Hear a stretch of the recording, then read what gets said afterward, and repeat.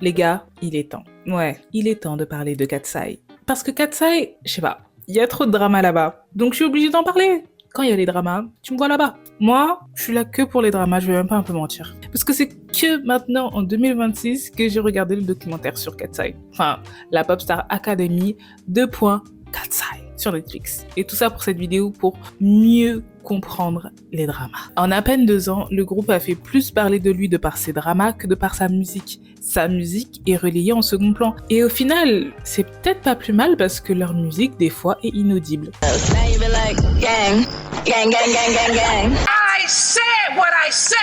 Des fois, c'est leurs clips et leurs chorés qui sauvent leur musique. Et ça, pour moi, c'est pas normal venant d'un groupe composé de filles aussi talentueuses qu'elles. C'est du gâchis. C'est du gâchis, surtout de la part de leur label Hybe et Geffen. Voilà, c'est eux le problème. Parce que ces deux labels-là, ils sont tellement remplis de vices. Oh là là. Ça sera toujours eux le problème et à chaque fois, je vais les critiquer. Certes, le groupe fait des stats de zinzin, mais il y a un foutu problème avec ce groupe. Et ça n'a pas commencé à partir du hiatus de Manon. Non, ça a commencé bien avant. À vrai dire, dès la jeunesse du groupe. Today, on va parler de la création du groupe, de la Popstar Academy à la Dream Academy, 2 académies très problématiques. Bon, c'est la même chose, hein. En même temps non, mais en même temps, elles restent problématiques les deux. On va parler aussi du lancement de Katseye et de tout ce qui n'allait pas déjà, jusqu'à l'annonce du hiatus de Manon. Et après, il y aura une deuxième vidéo sur Katseye, évidemment. Je peux pas vous laisser comme ça. Il fallait bien que je commence par le commencement et que j'explique aux personnes qui n'ont pas forcément vu le documentaire. Je me suis dit, why not faire 2 vidéos sur Katseye? Mais c'est pas des vidéos TCQB, c'est pas des vidéos lore, c'est pas des vidéos où vraiment je vais au bout du bout. C'est plus une vidéo explicative des dramas de mon point de vue, parce que ça reste ma chaîne YouTube et mon opinion, so... That's my opinion!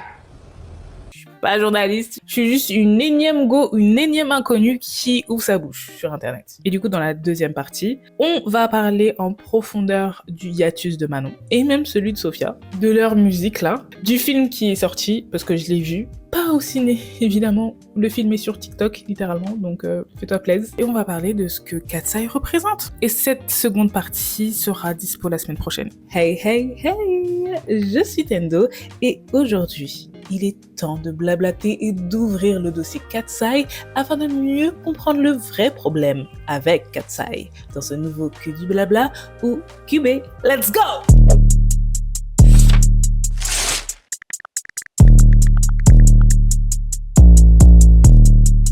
By the way, je commence pas tant que tu t'es pas abonné, tant que t'as pas liké, partagé, commenté, boosté et toute la panoplie que je dois demander en tant que youtubeuse qui se respecte. MDR. Ouais, ici c'est la dictature.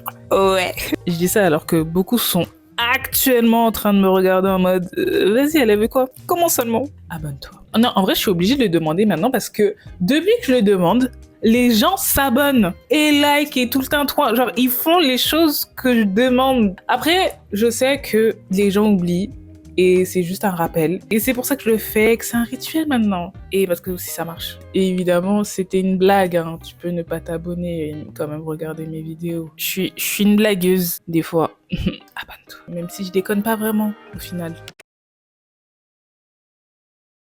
Ok, je te pose le contexte. Tout a commencé en novembre 2021 quand 2 labels ont décidé de faire une collab du Turfu. Et cette collab, c'est entre le label Geffen qui est basé à LA, c'est Olivia Rodrigo, Guns N' Roses, Nirvana, Mary J. Blige, Elton John et plein d'autres, et le label Hybe basé en Corée du Sud. Ce label, c'est anciennement Big Hit. Et Hybe, c'est BTS, le Seraphim et plein d'autres. Et le but de cette collaboration, c'est de former un groupe de filles avec un son plus américain ou plus western, comme ils le disent. C'est un groupe qui va mélanger les codes de la K-pop et du monde occidental. C'est pas un groupe de K-pop de A à Z, mais plus un global girl group. Donc un groupe qui va toucher le maximum de personnes à l'international, tout en ayant les codes de la K-pop.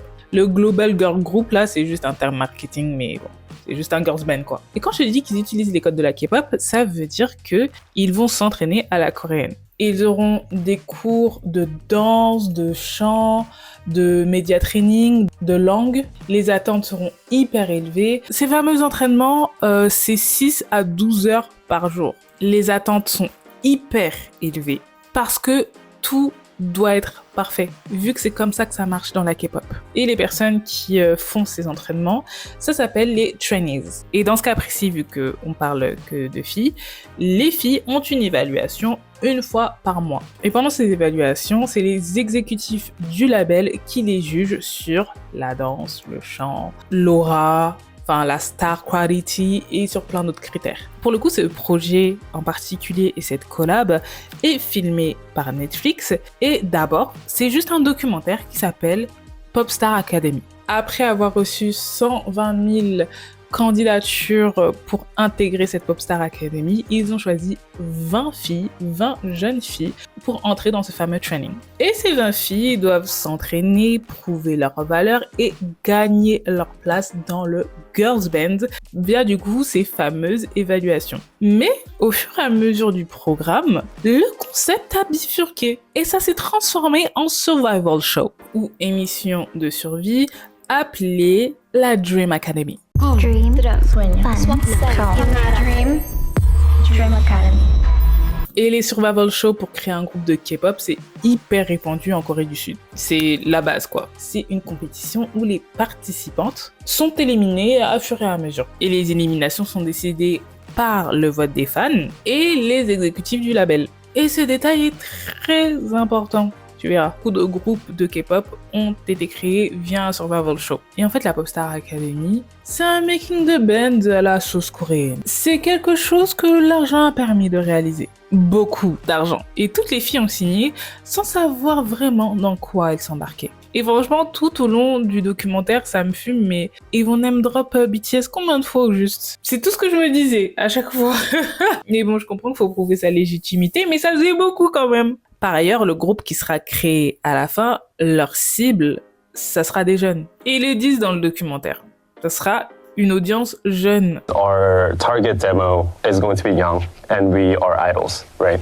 Et c'est normal au vu de l'âge des participantes parce qu'il fallait avoir minimum 14 ans et maximum 21 ans. C'est hyper jeune. Leur cible est à l'image du futur groupe. Mais en même temps, ça veut pas dire que des adultes ne peuvent pas écouter. C'est juste que le cœur de leur cible, elle sera jeune. That's it. Pour info, tout le temps où elles s'entraînent, elles ne sont pas payées. Et pourtant, bon, elles s'entraînent. En plus, elles participent à un documentaire et à une émission de survie. Mais non, elles n'ont pas été payées. Ah si. Elles ont été payées en exposition, tu connais. Alors que Bang, là, le fondateur de HYBE, il est milliardaire. Mais bon, je dis ça, je dis rien. Voilà, je voulais poser ça là. Et à vrai dire, c'est la coutume dans la K-pop que les trainees ne soient pas payés. Et quand tu débutes, certains et certaines sont même endettés auprès du label. Parce que soi-disant, ils ont avancé les sous pour s'entraîner. C'est vrai, hein. Mais en même temps, si c'est pas un scam, ça, parce que tu vas te faire de l'oseille sur ces personnes-là. Donc, au bout d'un moment, c'est un travail qu'elles font. Elles s'entraînent, mais elles travaillent. Du coup, bah, tout travail mérite salaire. Et je sais que certains labels ont arrêté le système de dette avant même que la personne soit dans un groupe ou pas, ou commence en solo. Mais quand même, je sais que c'est pas tous les labels qui ont abandonné ce système débile et à l'allure d'un scam. En tout cas, moi, c'est que maintenant que j'ai regardé le documentaire Popstar Academy pour mieux comprendre les dramas de Katseye. Et j'ai bien fait, parce que ça explique beaucoup de choses qui se passent maintenant. Je t'invite aussi à regarder le documentaire si ce n'est pas déjà fait. Et je sais que je suis grave en retard. Je crois que je suis l'une des dernières à ne l'avoir pas vu. Parce qu'en vrai, c'est intéressant de savoir comment ça fonctionne. Et en même temps, on voit pas vraiment comment ça fonctionne. On voit que leur version, la version de HYBE et Geffen qui veulent bien nous montrer. Donc, on voit rien. Mais en même temps, on voit beaucoup de choses quand même. Beaucoup de choses alarmantes. Je vais pas parler en profondeur du documentaire parce qu'il y a beaucoup de choses à dire. Je vais pas faire épisode par épisode, il s'est passé ça, il s'est passé ci. Mais je vais parler juste de choses qui m'ont choqué. Je vais parler juste des choses qui m'ont fait dire que ça, c'est de l'exploitation. Ça, c'est bizarre. Ça, vous êtes une bande de weirdos, en fait. Voilà, ce que je vais faire. Donc, ça sera pas dans l'ordre, ce que je vais raconter. Donc, je suis désolée pour les gens qui sont pas regardé Popstar Academy. Je vais essayer d'expliquer le mieux que je peux, mais je sais que ça sera pas le meilleur résumé.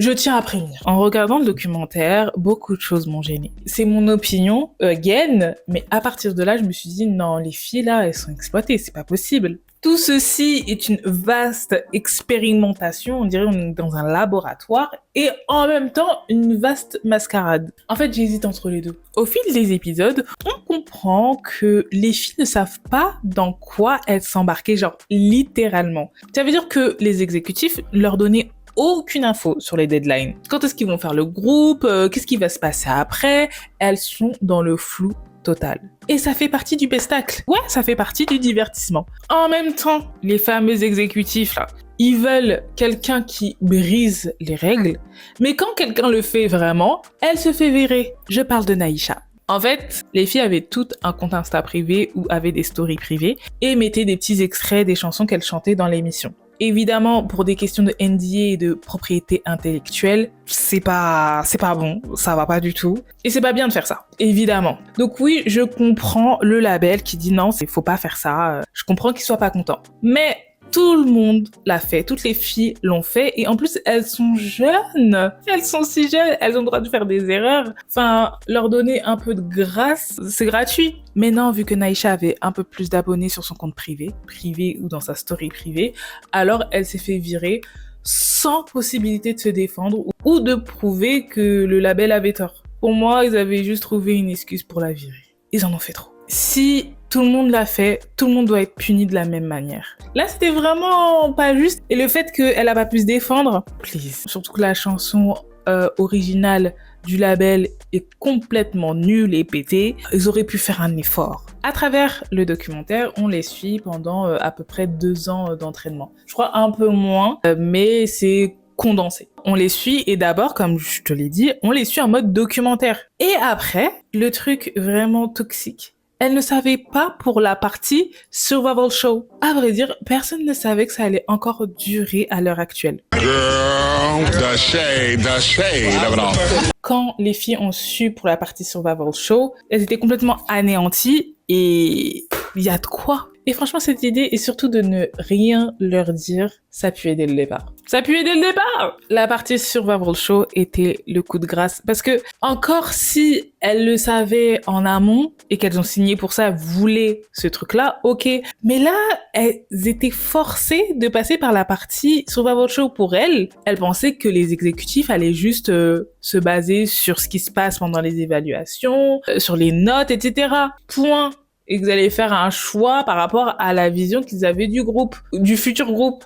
Point. C'est une autre bête, le Survival Show. Et à partir de là, ça pouvait que s'empirer. À partir de là, la jeunesse du groupe ne pouvait pas être très saine, à mon avis. Parce qu'il y a des gens qui vont sortir floués. En plus de ça, pendant tout le long, j'avais un peu de mal aussi parce que les standards sont hyper toxiques. When we were filming documentary, and I feel like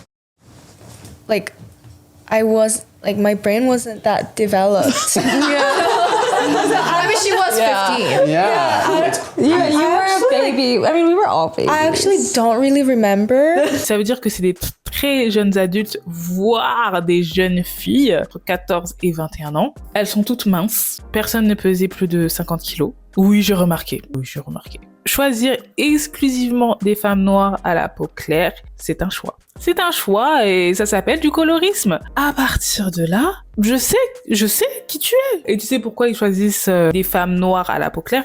Parce que selon Zendaya, qui est une femme noire métissée à la peau claire, elle a elle-même dit qu'elle a la couleur noire acceptable selon l'industrie pour une femme noire. On remarque aussi pendant le documentaire qu'une vingtaine de personnes sont réunies autour d'une table pour donner leur opinion sans concerter une seule fois les filles. Si, ils l'ont fait pour le nom du groupe, et encore, ils avaient déjà choisi les noms du groupe, ils ont juste demandé « Oui, vous préférez lequel ?» Mais ils auraient pu choisir autre chose. Et les filles, ils auraient dit « Ah oui, ok, on fait comme ça. » Elles avaient pas le choix. Et en plus de ça, faut se dire que ces vingtaines de personnes autour de la table, elles ont toutes leur part à prendre dans les revenus de Katseye. En priorité et avant les filles. Ça, faut le souligner. Katseye, c'est pas un projet artistique avant tout. Ne vous faites pas avoir. C'est un projet corporate avant toute chose. Et Bang, le président du label Hybe, qui dit qu'après les BTS, ce sont les seuls trainees qu'il a rencontrés,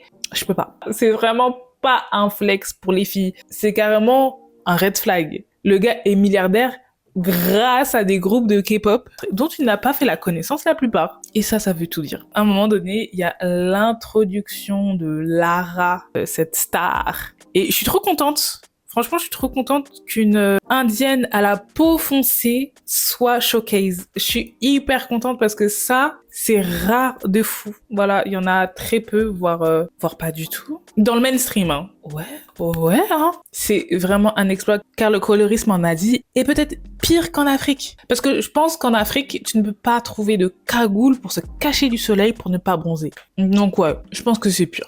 Mais bon, elle le mérite, c'est vraiment une star, elle a l'âme d'une star, elle a vraiment l'aura d'une star. Non, autre chose qui m'a fait tilter, c'est que il y avait aucune modération dans les commentaires de la part des labels. Aucune. Les commentaires sont ignobles, et là on parle de jeunes filles, dont certaines mineures, et dans le documentaire, ils aimaient bien mettre certains commentaires horribles. Alors ouais, on a dit hater, mais je vous jure, il y a des degrés de hater, ils auraient pu enlever certains commentaires.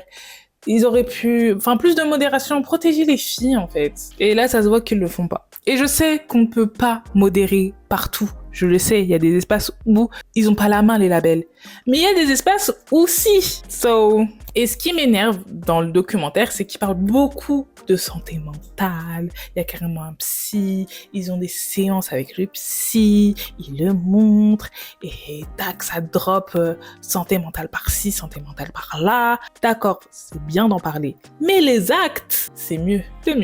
Et ça, c'est protéger les filles de certains commentaires. Parce que là, on dirait juste que les mots santé mentale, c'est juste des mots à la mode qu'il faut dire comme ça parce que on est un peu aware. Bah non, ces mots-là, ils sont pas vides de sens. Ça veut dire quelque chose derrière. Il faut savoir que tout au long de la partie Survival Show, il y avait pas de présentateur. C'était bien une émission qui était diffusée en live et tout, mais il y avait pas de présentateur.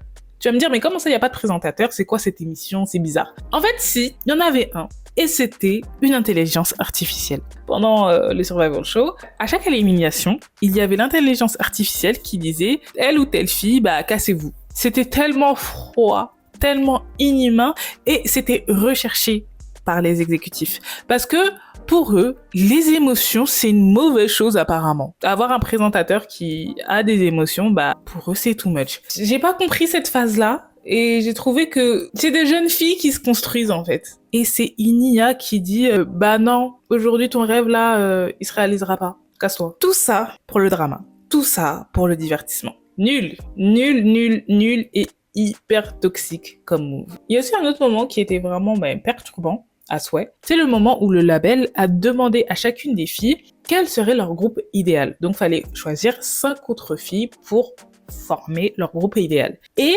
ces adultes, ces exécutifs-là, ils ont dit aux filles, écoutez, ça sera pas diffusé, ça reste entre nous, t'as vu. Devine quoi, pour les gens qui savent, vous savez, mais ils ont diffusé aux filles. Voilà, ils ont montré aux filles. C'est juste une énième trahison de la part du label, tout simplement. Tout ça pour le divertissement. Et là, je me suis dit, mais je regarde You Wanna Be on Top?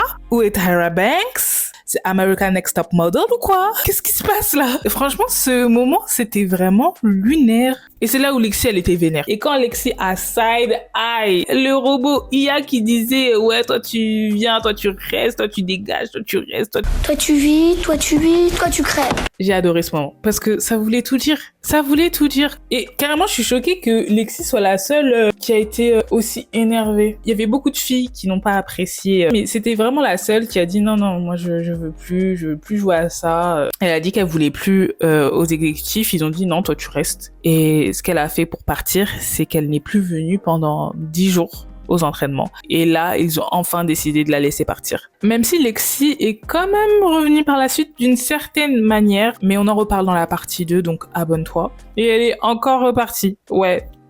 Et très vite, on comprend aussi que leur tristesse, la tristesse des filles, c'est du divertissement. Il y a une exécutive là qui l'a dit avec le plus grand sourire. It's a survival show. You have to create that drama. You have to create that competition. It's entertainment. Quand elle a dit ça, je me suis dit, hey, waouh, Mais on est chez les fous, en fait. Comment tu peux dire ça avec le sourire en mode, non, mais c'est du divertissement. Et je dis ça parce que, j'allais dire, ils ont essayé de faire du drama. Non, non, non. Ils ont fait du drama sur les rêves de jeunes filles, jeunes ados et jeunes femmes. Et ça, c'est pas drôle, en fait. Il y a pas à sourire comme ça. Et j'ai une autre conclusion que j'ai fait en regardant le documentaire, mais tout le côté training, surtout à la coréenne, je trouve ça dépassé. Pardon. Pardon. Même si c'est culturel ou traditionnel ou je sais pas quoi, c'est pas parce que c'est culturel que ça veut pas dire que c'est pas toxique et malsain. Comment tu fais travailler des jeunes enfants ou des jeunes filles ou des jeunes femmes aussi longtemps, sans pause, sans quoi que ce soit, ça se blesse. Je crois en tout, il y avait 5 ou 6 blessés en tout. En tout, il y avait 6 blessés parce qu'il y avait une Française qu'on n'a pas vue dans le programme qui s'appelle Narges, qui a dû être opérée et du coup on l'a pas du tout vue, mais elle fut blessée pendant les trainings. C'est pas étonnant. C'est énorme. Ça veut dire qu'il n'y a pas de temps de repos. Il n'y a pas de temps de récupération. Et quand tu te reposes, c'est mal vu. C'est bien de s'entraîner. C'est bien de faire attention à son art. Et même, c'est même pas faire attention à son art. Là, c'est juste s'entraîner pour être de petits soldats dans le monde de l'industrie. Parce que leur art, c'est pas elles qui le décident, ce sont des exécutifs. Donc bon. Et ce qui m'énerve avec le training system, c'est que le système d'entraînement d'Idol a été fortement inspiré des camps d'entraînement des enfants stars états-uniens à l'époque. Mais on n'a rien appris de tout ça. Les Coréens, ils ont pris ça. Ils ont poussé le truc à son paroxysme en ayant le capitalisme en tête. En ayant que le capitalisme en tête. C'est pour ça que je suis vraiment critique avec ce système-là et en plus avec les labels parce que ce que je vois là, la toxicité du truc, je vois qu'il y a un gros problème. Surtout que j'ai fait beaucoup de vidéos sur les enfants stars Disney, sur les enfants stars Nickelodeon et il y a des similitudes. Et pour moi, l'industrie K-pop, c'est comme si on régressait et qu'on n'apprenait pas du passé. Je comprends les gens qui écoutent la K-pop, je comprends les gens qui sont à fond dans la K-pop et tout. Je comprends que ça puisse éveiller des choses en toi, que ça résonne avec ton âme. Mais en même temps, il y a beaucoup de choses, beaucoup trop de choses qui se passent derrière dans cette industrie qui est juste dégueulasse. Surtout qu'en ce moment, en Corée, l'industrie de la K-pop est décriée. Il y a beaucoup d'anciennes idols qui parlent, qui libèrent la parole. Et dans tout ça, il y a aussi beaucoup d'idols qui se sont... Et je trouve ça horrible. Les normes de beauté extrêmes qu'il faut respecter. Certaines normes qui sont même pas naturelles, des fois. Donc, il faut forcément passer par la chirurgie pour atteindre certains standards de beauté. Des contrats, on dirait des esclaves. La sexualisation des mineurs. Et les graves répercussions sur la santé mentale. La fameuse santé mentale qui répète. Surtout qu'il y a un vrai déséquilibre de pouvoir entre les grands exécutifs, là, les labels et les artistes, les trainings. Et je sais que Katseye, c'est pas un groupe de K-pop, mais s'il vous plaît, c'est littéralement géré par un label de K-pop, c'est les codes de la K-pop, enfin, c'est tout comme. Et franchement, prendre le concept des Sud-Coréens qu'ils ont volé aux États-Unis, c'est un concept. Sophia, malade comme un chien, mais qui vient quand même et qui applaudit et qui est vu comme un flex ou un exemple, alors que ça ne l'est pas. Ça ne l'est pas. La culture du même malade, il faut aller travailler. On est fatigué. La hustle culture et la K-pop trainee culture, ensemble, c'est nimp. C'est vraiment un mauvais mélange. À mon humble avis. Et pour certains, c'est ça, être une idol. C'est pousser les limites de ton corps jusqu'à ce que ton corps, n'en puisse plus. Vu que les fans votent aussi pendant les éliminations, l'une des meilleures a été éliminée à la première élimination. Et c'est Adela. Adela, c'était vraiment la star du programme. Et c'est pour le mieux, en vrai.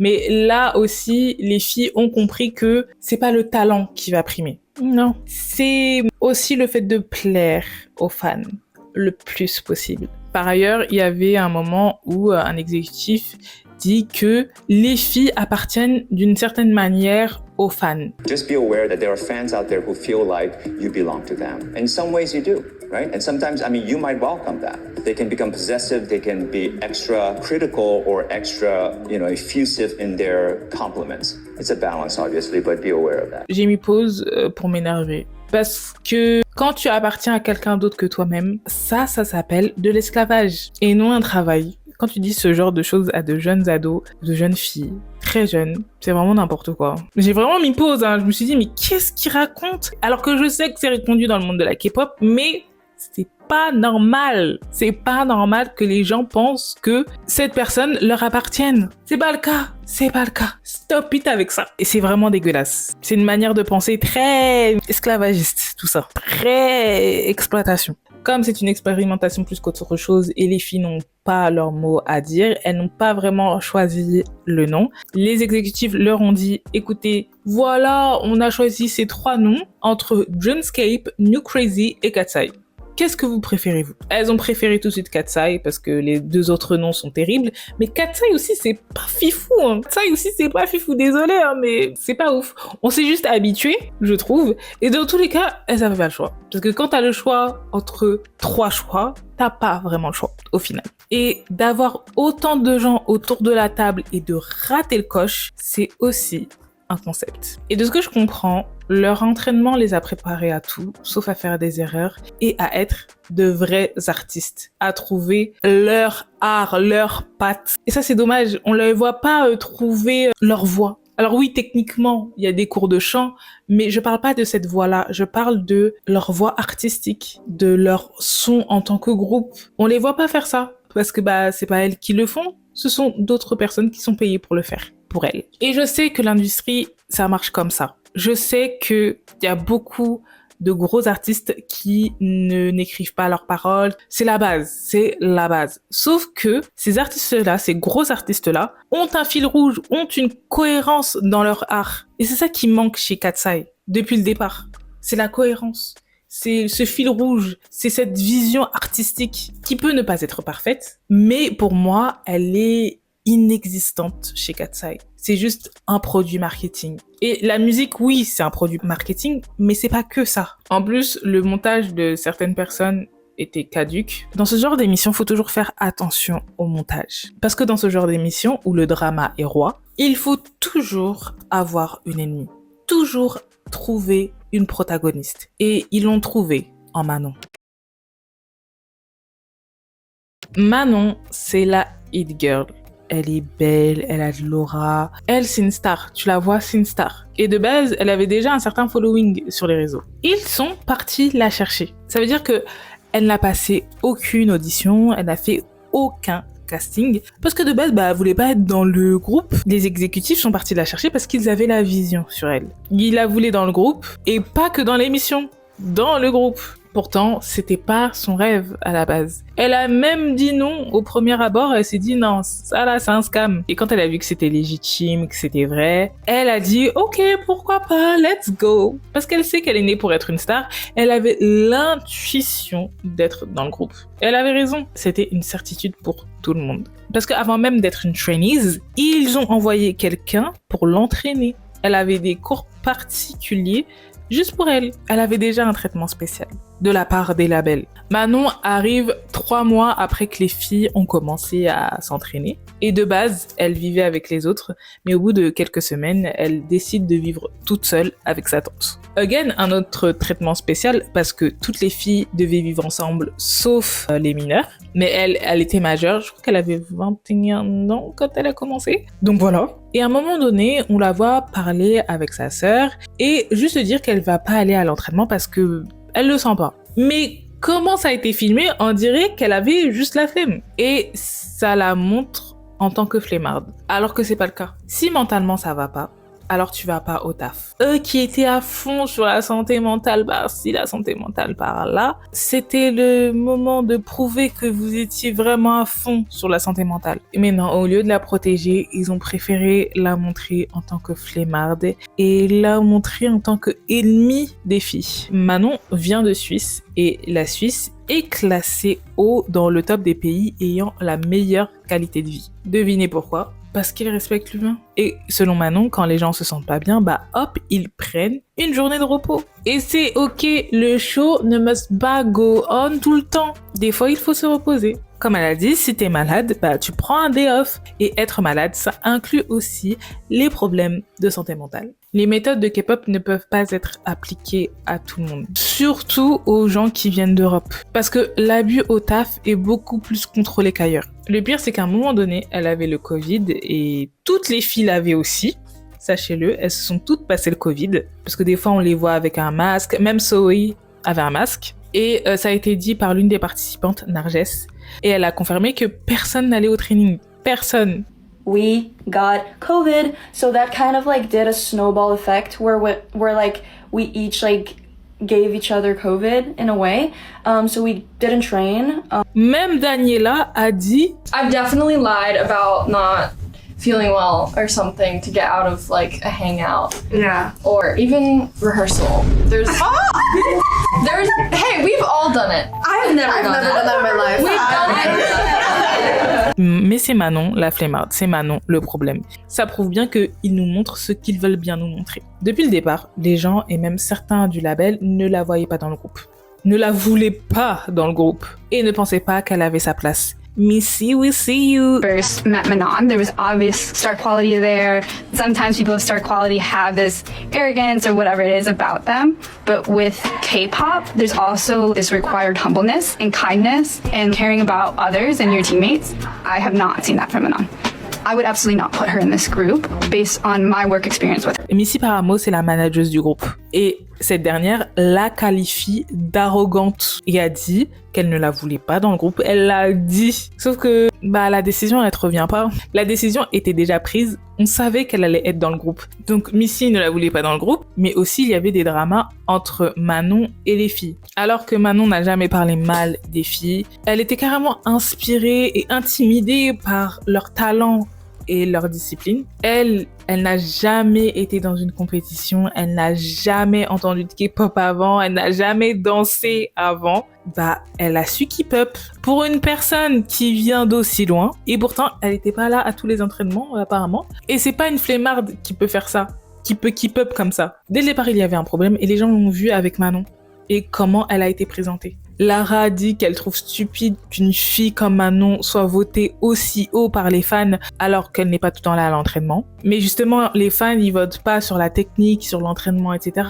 Ils votent sur l'affect. Sophia et Adela aussi critiquent Manon. Toutes les filles sont contre Manon. Et je peux pas leur en vouloir parce que pour elles, dans leur tête, pour être dans le groupe, il faut juste mieux travailler que les autres. Pendant tout le documentaire, on leur a dit que le hard work allait payer, alors que non, c'est pas ça. C'était pas que ça la clé pour avoir une place dans le groupe. Le label le savait pertinemment, mais bon. La manipulation, tu connais. Et pour mieux travailler en groupe, il faut que tout le monde soit là. Et donc, si Manon n'est pas là, ça impacte tout le monde. Donc pour le coup, je peux pas leur en vouloir. Le problème, c'est quand Lexi, elle était pas là 10 jours d'affilée aux entraînements, parce qu'elle voulait plus être là, on a eu aucune image des filles qui disaient « Ah, mais Lexi, elle est pas là, ça nique toute la Corée, non, franchement, on peut pas faire sans elle, c'est pas cool qu'elle soit pas là. » On a eu aucune image de personne qui se plaint de l'absence de Lexi. Mais de l'absence de Manon, on n'avait que ça. Et justement, c'est bizarre. Ce mauvais bizarre. Et je ne blâme pas les filles. Mais le label, enfin, les labels IBGFN, c'est eux les fautifs, c'est eux les responsables.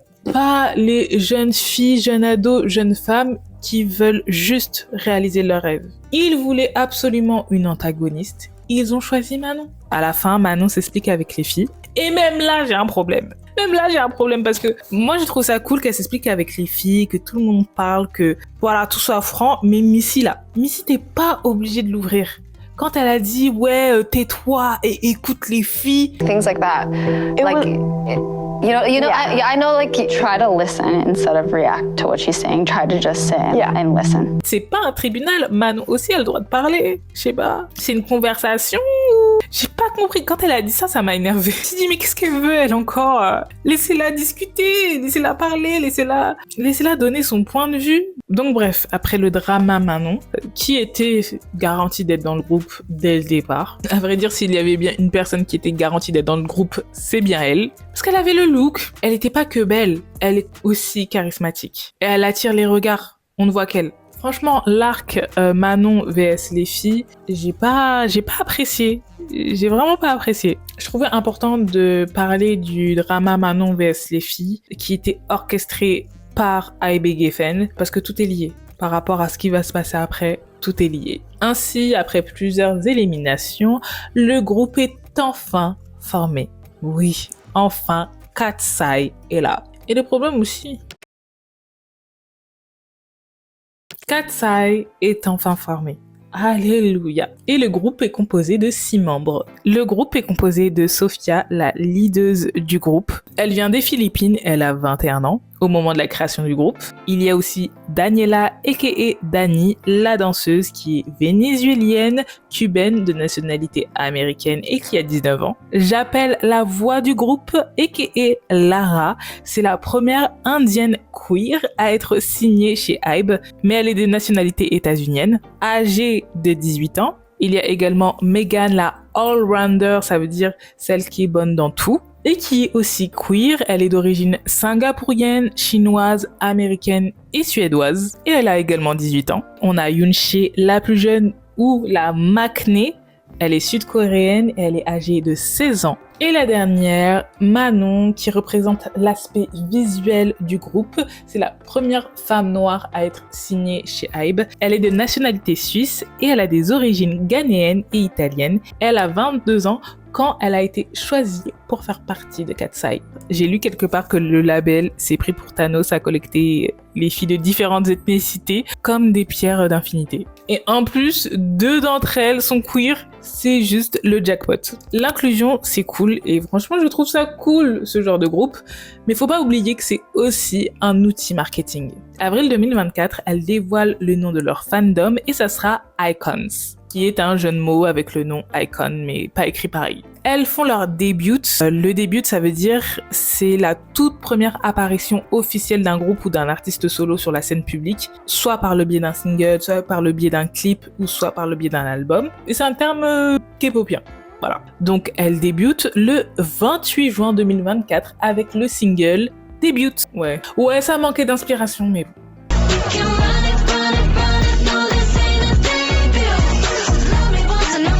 Mais il y a déjà un problème, un énième problème. Manon, qui est pourtant l'aspect visuel du groupe, à chaque fois qu'elle danse dans le clip, elle est cachée par quelqu'un. Que c'est bizarre. Alors que elle keep up, déjà la choré elle est pas ouf, mais je trouve qu'il y avait pas besoin de faire ça. Le move il était bizarre. Et les gens l'ont dit. Du coup ils ont fait en sorte de changer la configuration de la choré pour les prochaines fois. Je sais pas pourquoi ils voulaient la cacher alors que elle sait danser. Au départ, elles se considéraient comme des sœurs et vivaient même toutes ensemble, ou plutôt étaient obligées de vivre ensemble. Pour moi, elles étaient obligées. Tout ça pour montrer qu'elles s'entendent bien, tout ça pour montrer que tout ça pour être en mode We are sisters, we stay together. Tout ça pour ça. Ainsi, tout va hyper vite pour elles. Et parfois, le succès paraît fabriqué. Oui, elles sont hyper talentueuses. Personne ne peut le nier. Personne. Mais avec un double label de ce genre, le tapis rouge était déroulé d'avance. Alors que niveau musique et niveau artistique, elles ne se sont pas trouvées. Donc, leur succès paraît parfois fabriqué. Par exemple, en 2026, elles étaient déjà nominées pour les Grammys dans la catégorie meilleure nouvelle artiste et meilleure prestation pop d'un duo ou groupe pour la chanson Gabriella. Elles sont déjà nominées aux Grammys alors que la musique ne suit pas. Ça vaut pas un Grammy. Ça vaut même pas une nomination Grammy. Mais bon, les Grammys, les Grammys, c'est tout un sujet. Et ça prouve encore une fois que tu peux t'offrir une petite nomination Grammy. Tu peux, avec certains labels, tu peux. En tout cas, leur musique, t'inquiète pas, on en reparlera dans la partie 2 plus en profondeur parce que il y a des choses à dire. Il y a des choses à dire. Pas forcément qu'en mal. Je ne critique pas des fois dans le vide, des fois. En vrai, le vrai problème que j'ai avec elle, niveau artistique, c'est que ça part dans tous les sens. Et je l'ai déjà dit, ça part dans tous les sens, il n'y a pas de fil rouge, il n'y a pas de cohérence. En fait, le plus gros problème que j'ai avec leur musique, c'est que le label fait juste en sorte de toucher le maximum de personnes, avec une cible floue. Ou plutôt, leur cible, c'est toute personne qui achète à Guess. Et le plus triste, j'ai l'impression que, pour moi, leur pic, c'était lors de la pub pour Gap sur une chanson qui n'est pas la leur. et That's Crazy. C'était sur Milkshake de Kelly's. Non.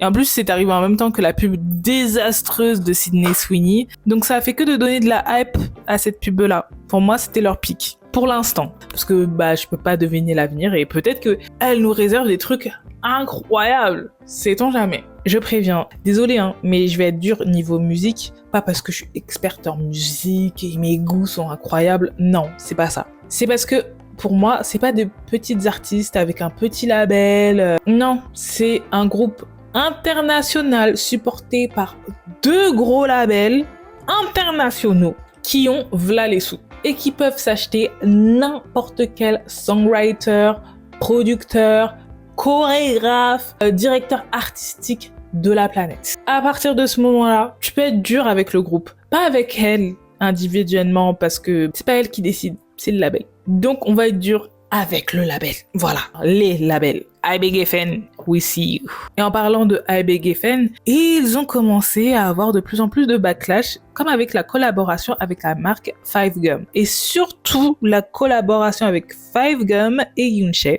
qui étaient mineurs. Pourquoi je dis ça? Les filles ont toutes fait une collaboration et une collection avec cette marque. Et chaque collaboration comportait un paquet de chewing-gum avec une marque de baiser laissée par l'un des membres, un flacon censé contenir leur haleine fraîche et une bille en verre inspirée de la couleur unique de l'iris de chaque chanteuse. Et devine celle qui s'est vendue le plus vite? C'est la collection de Yoonchae, la mineure du groupe. Et il y a 2 possibilités à ça. Soit c'est dû au fait que la majorité des fans de Katseye ce sont des mineurs, donc ils sont jetés sur la collection de la seule mineure du groupe, soit parce que ce sont des pervers. Ou troisième option, c'est un mélange des deux. En à peine 2 ans, les filles ont reçu beaucoup de haine et même des menaces de mort. Surtout Lara qui a supprimé Twitter pour ça. Et elle a supprimé aussi pour tout le racisme qu'elle a reçu et toute la haine qu'elle recevait. Les gens ont appelé ICE pour la faire quitter du territoire états-unien alors qu'elle a la nationalité. Les gens sont malades. Elle a laissé un message sur Weverse. Weverse, c'est un site où les membres du groupe peuvent converser avec leurs fans et partager des trucs exclusifs avec leurs fans. Et sur Weverse, du coup, elle a prévenu que les messages seront bloqués, que tout va bien, mais bon, ça reste quand même n'importe quoi. Le plus alarmant dans tout ça, c'est pourquoi c'est pas le label qui le dit? Pourquoi c'est pas le label qui n'a pas fait attention en amont? Pourquoi? Parce que franchement ça, c'était prévisible. Mais non, c'est Lara qui doit faire ce message-là et non les labels. Alors qu'ils sont 20 là autour de la table, voire plus. Il n'y en a pas un qui s'est dit non, on va faire, faut qu'on fasse attention au message de haine, faut qu'on fasse un communiqué avant pour que les gens fassent attention. Non. C'est pas leur problème que des jeunes filles se fassent harceler sur internet. Santé mentale, ça va 2 minutes, Bref, elles étaient partout et représentées surtout les marques et leurs labels. Non, parce que, dis-toi, elles ont fait plus de partenariats que de musique. Tout ça avant même d'avoir sorti leur premier album. Non, parce que tu crois que je dis ça et j'abuse? Non, j'ai compté. Elles ont sorti 3 EP avec 17 sons en tout pour 27 partenariats. Ouais. Et encore, la liste des partenariats, elle est pas à jour. J'ai rien contre les partenariats, mais là, c'est abusé. C'est abusé. Et c'est vraiment pour te dire que c'est un groupe formaté pour ça. C'est pas un groupe normal, c'est pas un petit groupe qui se lance et qui a tout approuvé. Non. C'est un groupe qui a les sous de labels et là les marques derrière elle. Et tu peux pas te payer des bons songwriters? Je sais pas. En tout cas pour moi, et je le répéterai jusqu'à, elles sont exploitées. Sophia un jour a dit qu'elles se sont un peu trop entraînées, surtout au début. I feel like we over-rehearsed a lot. In our early days. Ouais, clairement. Ouais. Dani explique qu'elle a des problèmes de dos, mais va quand même performer. Elle a quand même performé. Megan a toujours eu des problèmes de santé. Elle était même en hiatus pendant quelques jours après le début du groupe. Pourtant, elle était dans les visuels, elle restait dans les visuels. Garde ce détail en tête. Manon a dit dans une interview qu'elle tombait tout le temps malade. Depuis là, il y a une rumeur sur elle comme quoi elle est atteinte d'une maladie auto-immune. Mais pour le coup, j'ai trouvé aucune source qui peut l'attester. Et une maladie auto-immune, pour les gens qui ne savent pas, est un trouble où le système de défense du corps, donc le système immunitaire, se trompe et attaque les cellules saines de son propre organisme. Au lieu de protéger le corps contre les microbes, il le détruit. C'est ça une maladie auto-immune. Selon The Cut, et je cite, « En général, les filles décrivent la compétition à Popstar Academy comme intense et dystopique. Les dramas, le classement, ce n'est pas comme ça qu'on se perçoit les unes les autres. » Explique Lara. Imaginez que vous classiez vos amis en 6e, 5e, 4e, 3e, 2e et 1e, selon celle qui a la pire présence scénique et celle qui a la meilleure. Ou selon celle qui est la plus grande star et celle qui l'est le moins. C'est vraiment trop bizarre. De plus, les filles ont dit que c'était plus intense que ce qui a été montré. En mode, c'était 10 fois pire. The documentary didn't even show how much intense it was. Like, literally at, like, to me, the documentary didn't even show a glimpse of, like, how intense it was. Yeah. Like, seriously. I feel like maybe it kind of, like, showed, like, honestly, like 10% for me. Yeah, maybe Not 10%. even, probably even less. Je vous crois. Laissez le groupe se reposer. Juste un peu. Mais non, il faut absolument surfer sur la hype encore et toujours. Encore et toujours travailler, encore et toujours faire de nouvelles eras, encore et toujours. Tout ça, c'est juste une recette pour les surmener, mais ok.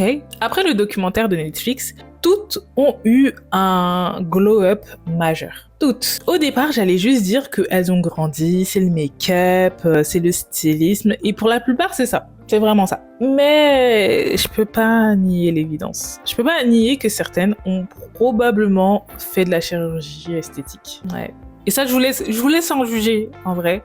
Mais à Skip, 3 d'entre elles ont fait une opération du nez. Lara, Sophia et Megan. Tout ça pour mieux rentrer dans les standards de beauté, malheureusement. Surtout que dans la K-pop, c'est quelque chose que les idoles font dès qu'elles débutent. C'est la coutume. Donc, c'est pas si choquant si on confirme que certaines ont fait de la chirurgie. Parce que certaines, ça se voit. C'est léger, hein. C'est léger. Je vais pas te mentir, c'est léger. Mais pour moi, il y a eu de la chirurgie. Peut-être que je suis fou. Mais pour moi, il y a eu. Il y a eu une autre polémique avec les filles. En fait, elles ont fait un partenariat avec la marque Glossier. Et vu qu'elles étaient trop contentes, elles ont fait une photo devant la grande campagne qui était collée sur un immeuble. Sauf qu'elles sont parties voir cette photo sur l'immeuble. Il n'y avait pas Manon ce jour-là, mais elle était bien sur l'affiche. Elles étaient 6 sur l'affiche. Mais elles étaient 5 à aller voir l'affiche. Et elles ont posté une photo de ce jour-là. Et on voyait pas Manon. Elle a été bloquée par la tête de je ne sais qui, je crois Yoonchae. Voilà. Alors que le lendemain, Manon est partie exactement au même endroit pour faire une photo, mais toute seule. Ça paraît un peu bizarre et c'est pas fini. Le label a fait un livre pour les fans et chacune des filles avait un quiz la concernant. Et une des questions pour Manon, c'était quelle est la meilleure caractéristique de Manon? Et en choix de réponse, il y avait son sens de l'humour, son égoïsme, sa flemmardise, sa nature calme. Peut-être que ça a été approuvé par Manon en mode c'est ironique, c'est une blague, mais ça reste bizarre parce qu'elle a souffert de ça pendant le documentaire. Elle a souffert de ça pendant l'expérience. Je suis confuse. Et surtout, comment on peut l'appeler flemmarde alors que techniquement, elle avait moins de temps que les filles, mais elle arrivait quand même à être au même niveau. Ou en tout cas, à keep up. Et ça, c'est pas une flemmarde qui fait ça. Ça, c'est pas un move de flemmarde. Et égoïsme, oh my god. Donc, prioriser sa santé mentale, c'est être égoïste. Franchement, la blague, je sais pas. Autre souci, c'était avec la collab Monster High. Toutes, elles ont eu une poupée à leur effigie, et il y a eu une vidéo promo pour ça, et toutes, elles avaient un temps de parole pour dire à quel point c'était significatif pour elles. Sauf Manon. Manon n'a pas eu de temps de parole. Et en plus de ça, il y avait un carrousel qui a été posté. Toutes les filles ont eu une photo, sauf Manon. Alors qu'elle a passé 4 heures dans de l'eau froide pour le clip de cette collab et pour les photos pour cette collab, mais non. Bizarrement, elle avait pas le même traitement que les autres. 1 an après la fin de Dream Academy, les filles se sont réunies et Manon explique plein de trucs. Et c'est là où elle explique que elle connaissait rien à la K-pop. Franchement, c'était un tout nouveau monde pour elle. Truth is, I walked into this program with no knowledge. Like, I've never heard about K-pop before, never been in a competition, never danced before. I just did not have that discipline. Et elle explique aussi un truc un peu triste, je trouve, c'est que sa famille lui manque. Enfin, c'est même pas elle explique, mais elle montre que sa famille lui manque. And I just realized how much more I appreciate, like just waking up and saying good morning to my mom, or, you know, stuff like that. 5 février 2026, donc de cette année, elles sont toutes invitées chez Jimmy Fallon. Elles sont toutes potes, elles rigolent toutes un peu, et toutes décrivaient le prochain single de Katseye. Et il y a eu un petit drama entre Sophia et Daniela, parce que Jimmy Fallon a demandé avec quelle personne voulait faire un Freaky Friday, ça veut dire changer de corps pendant un jour. Et Daniela, elle a dit, j'ai envie de faire un Freaky Friday avec Sophia, parce que c'est une très bonne menteuse. Ça fait un petit drama parce que de nombreux fans ont critiqué le choix de mots de Daniela, la qualifiant de louche ou de pique déplacée à l'encontre de la leaduse du groupe. Like, how does she like keep that like straight face? And I can never tell if she's like being for real or not. So yeah, I want to try. Oh my god. Lastly. There you go. Okay. Ils ont dit que qualifier quelqu'un de bon menteur, c'était pas un compliment et que ça donnait une mauvaise image de Daniela. Et de plus en plus, les gens pensaient que Daniela et Sophia étaient en embrouille. Mais Sophia a dû prendre la parole et faire taire les rumeurs. Sophia, pas les labels, again, en disant que faut laisser Daniela tranquille. Faut arrêter de l'harceler pour ça, parce que oui, les gens sont vraiment trop bêtes. Et que c'était comme ça qu'elles fonctionnaient entre elles. Bon, était-ce un mensonge? On sait pas, mais...